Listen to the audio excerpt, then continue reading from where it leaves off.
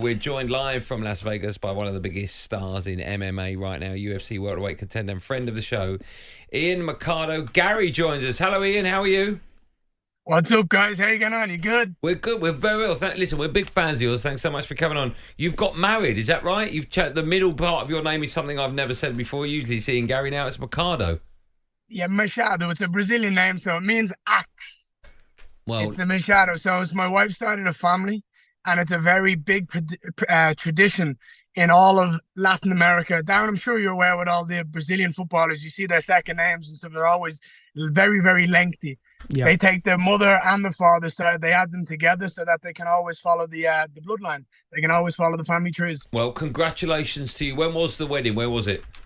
I believe I was married the last time I spoke to you. I just believe everyone's always been calling me Ian Garry, and it's not an issue because, I mean, I've done most of my career as Ian Garry, but for me, it's important that Ian Machado Garry's added because my son's second name is Machado Garry, and that matters to me, that he sees his dad's name. And it's cool because I'm sat outside the UFC PI now in Las Vegas, and I see my face and Machado Garry labeled across the building. It's pretty cool. It's a pretty cool. Yeah, I'm sure it is, and I'm not going to argue with you. Listen, let's talk about this fight at the weekend. You stepped in relatively short notice for this fight. You are fighting. I hope I'm going to pronounce his name correctly. I've got Shavkat Rakhmonov is your opponent. Shavkat Rakhmonov, perfect pronunciation. Thank you. Look at you. Thank you. Yeah, I've all phonetically written it down. Don't get excited about it. Tell me a bit about the fight. Your opponent is, I'm led to believe, as you all are, hard as nails. But just tell me a bit about this fight and how the fact that you've taken this on relatively short notice, has it affected your preparation at all? Maybe it hasn't, I don't know. So my opponent, Shavkat Rakhmonov, is 18-0 and 18 finishes. He's arguably considered as the scariest man in the division, and that excites me. So when I get an opportunity to fight someone like him on short notice, I feel like I work best in that chaos, in that speed. And I'm excited to go out here on Saturday night and prove it to the world. How dangerous is he? Because as you said, there a lot of people have said that he is the most scariest fighter in the UFC. But you said you like chaos. But do you respect the fact that people view him that way? I think if people want to view him that way, then they need to bring a massive element of respect to my name. Because I'm 8-0 in the UFC. He is 6-0 in the UFC. I am undefeated. He is undefeated. I have more knockouts in the UFC than he does. I have more wins over ranked opponents in the UFC than he does. So anyone who wants to call him and say he is this phenom, they better add me close to that list and have me very, very, very, very close to that because I've done more in my career and I'm excited to go out here and beat him and prove that I am the best welterweight in the division. Listen, I don't want to add fuel to the fire that's already quite high and burning brightly, but I'm led to believe that Shavkat was in an interview this week and he said that you two have sparred before and in one of those sparring sessions, he choked you out. Is that true?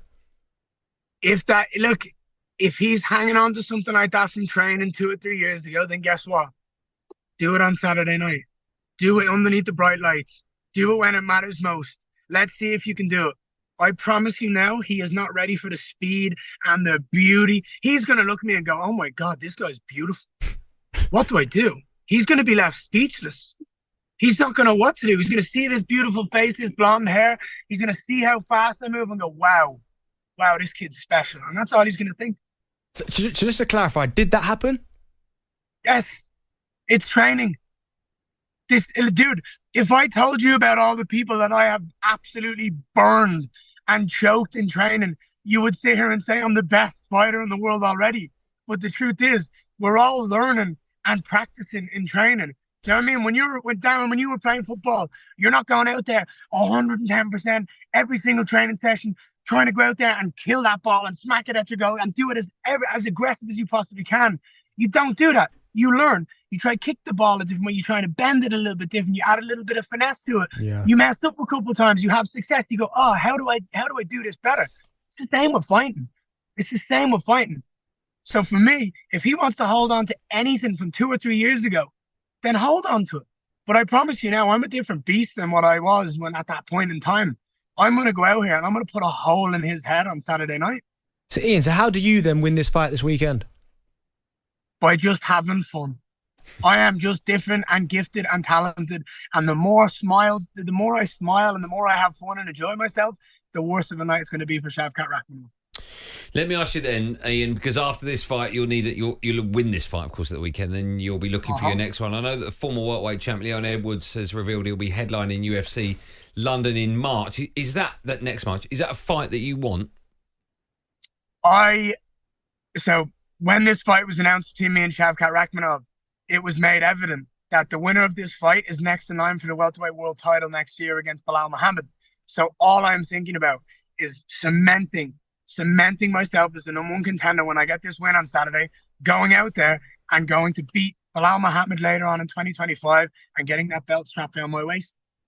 Hey, let me ask you, because there are some suggestions that you used to train at his gym and then you were asked to leave his gym. What happened there? Is that true?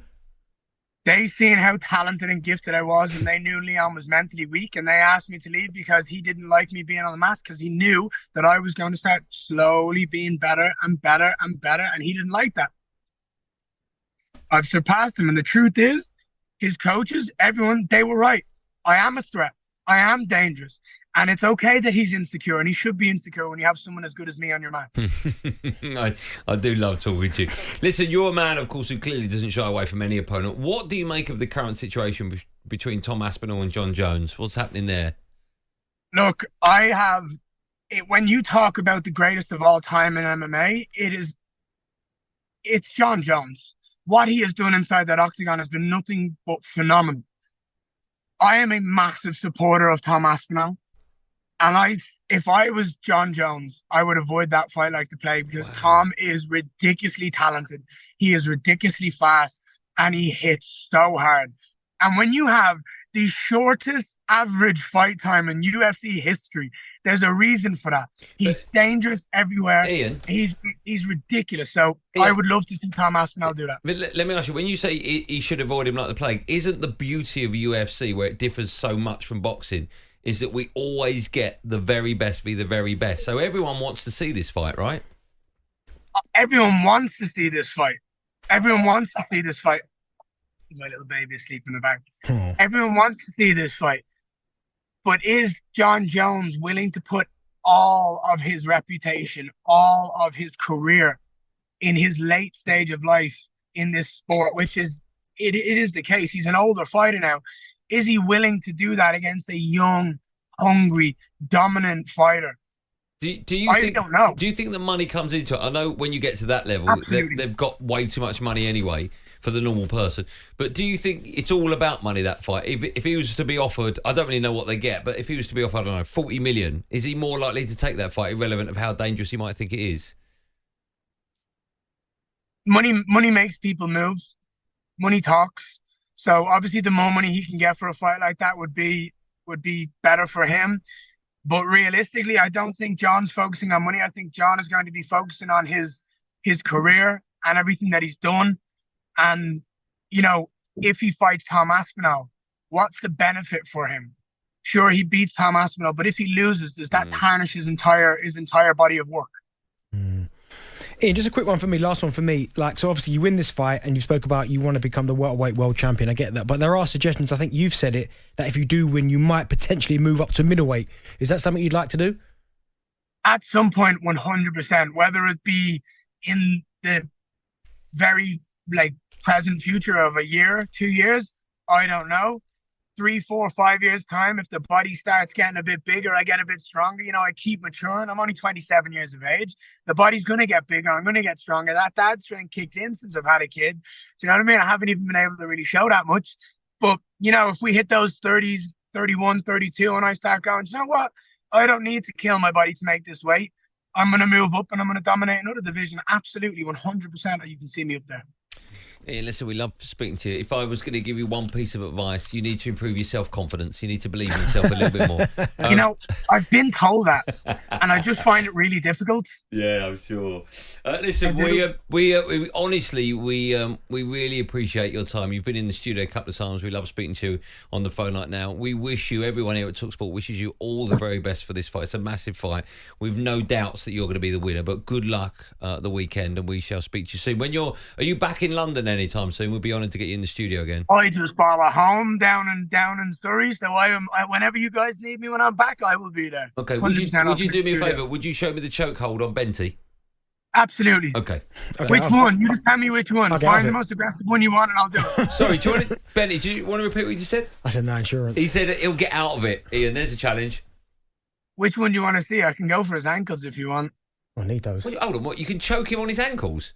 You can snap his ankle off if you want. Okay, that's a bit much. Okay. I'll take that one. Look at that one. Tell you what, Andy, you go find out what choke you want me to do, and I'll show it on Benty. And Benty, I'll show you how to do it on Andy. Thank you very much. Appreciate that. You broke up in that last bit. Never mind.